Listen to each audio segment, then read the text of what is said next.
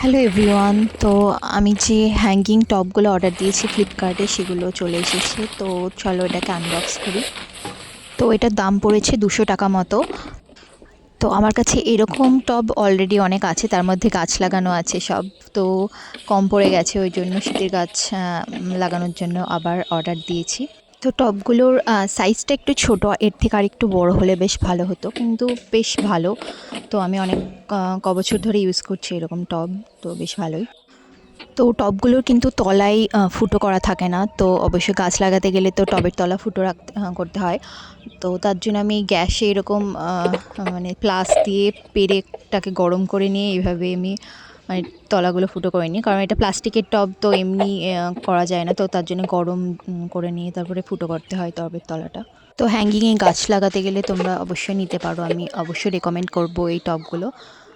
আরও কিছু প্লাস্টিকের টব আমি অর্ডার দিয়েছি অনলাইনে, তো ওগুলো এখনও এসে পৌঁছায়নি, তো ওটা পরের দিন আসবে হয়তো।